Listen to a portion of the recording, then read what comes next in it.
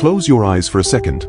Now imagine Europe, before castles, before kings, before Rome. I mean way before all of that. No cities, no borders, just forests, rivers, and people figuring life out from scratch. This is where Europe's story really begins. When most people think of early civilization, they jump straight to Egypt or Mesopotamia. But here's the twist. Europe was building its own civilizations at the same time, just in very different ways. Let's rewind, like thousands of years back. At first, Europe was home to small groups of hunter-gatherers. People constantly on the move, following animals, seasons, and food. But then something huge happened. Farming. Around 1700 BC, farming slowly crept into Europe from the Near East. And once people learned how to grow food, everything changed. They stopped wandering. They settled down. And permanent communities were born. Now, one of the earliest and most fascinating of these communities appeared in the Balkans. This is the Vinča culture. And honestly, they don't get enough credit. These people lived in large villages, some with thousands of residents, which was wild for that time. They built well-organized homes, worked with copper long before most of Europe did, and even used symbols that some researchers think could be an early form of writing. Not confirmed writing, but still pretty mind-blowing. And they weren't alone. Across Central Europe, another culture was rising. The Linear Pottery people. You can literally trace their movement by the pottery they left behind. Long houses, farming communities, shared traditions. This was Europe slowly knitting itself together.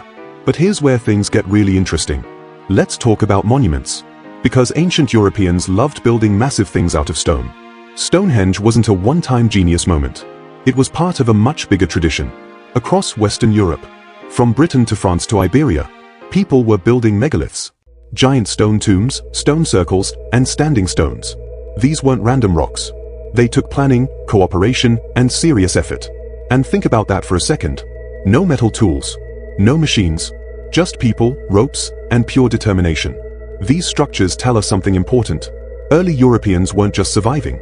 They were thinking about death, time, the sky, and the meaning of life. Then came the Bronze Age. And this was a game changer.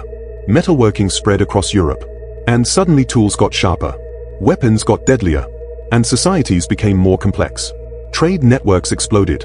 Tin from one region, copper from another. Amber traveling hundreds of kilometers. Europe wasn't isolated villages anymore. It was connected. This is when powerful elites start to appear. Warrior graves. Gold jewelry. Symbols of status. Leadership mattered now. And in the Aegean world, things leveled up even more. Enter the Minoans. On the island of Crete, they built Europe's first advanced civilization. Palaces like Knossos weren't just homes. They were political, economic, and religious centers. Colorful frescoes, indoor plumbing, complex administration. And the crazy part, they didn't build massive defensive walls, which suggests they relied more on trade and naval power than constant war. But civilizations rise, and they fall. Around 1600 BC, the Mycenaeans on mainland Greece stepped into the spotlight. These guys were different. Fortified cities, warrior kings, and a culture built around conquest. They spoke an early form of Greek. And they're the ancestors of the legends of Achilles, Agamemnon, and Troy. Yes, the Trojan War myths? They didn't come from nowhere. By now, Europe had multiple complex societies, each with its own style, beliefs, and power structures. But none of them existed in a vacuum. Ideas traveled. Technology spread. People moved, traded, fought, and merged. And that's the key thing to remember.